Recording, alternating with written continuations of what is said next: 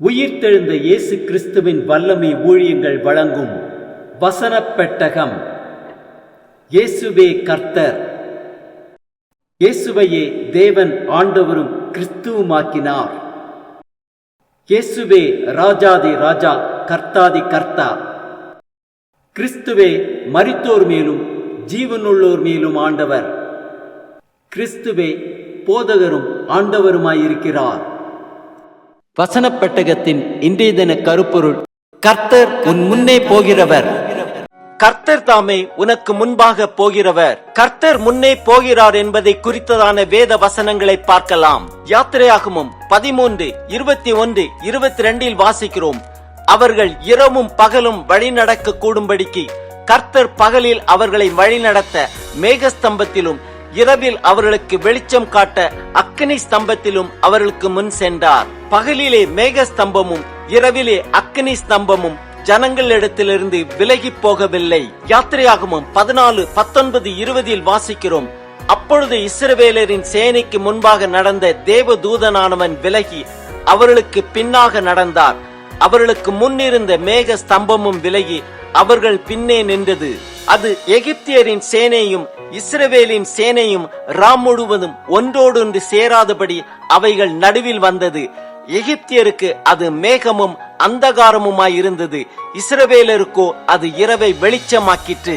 யாத்திரையாகமம் 23:20 வாசிக்கிறோம்.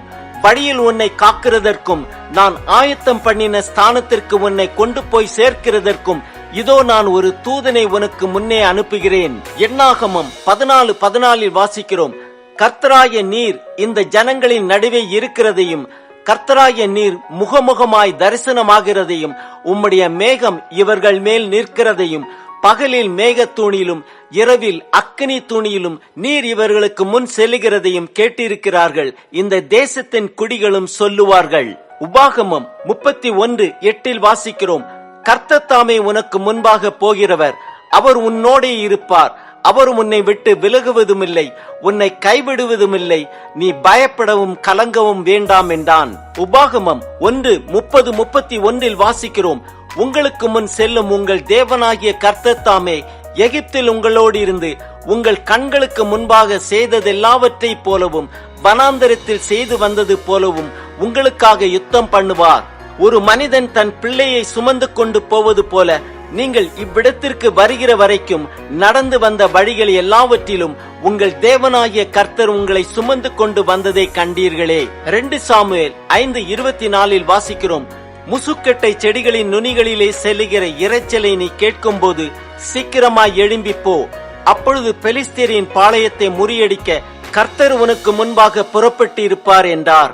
சங்கீதம் 77:20 வாசிக்கிறோம். மோசே, ஆரோன் என்பவர்களின் கையால் உமது ஜனங்களை ஒரு ஆட்டு மந்தையைப் போல வழி நடத்தினீர்.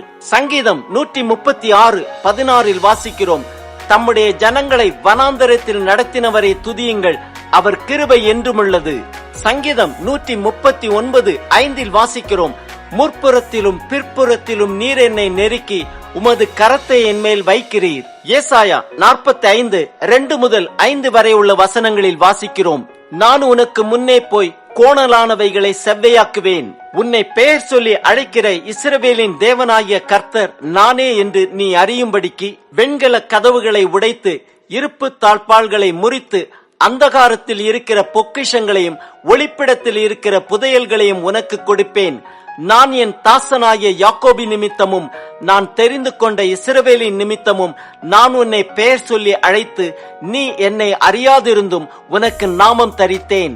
ஏசாயா 52:12 வாசிக்கிறோம். நீங்கள் தீவிரித்து புறப்படுவதில்லை, நீங்கள் ஓடி போகிறவர்கள் போல ஓடி போவதும் இல்லை. கர்த்தர் உங்கள் முன்னே போவார்.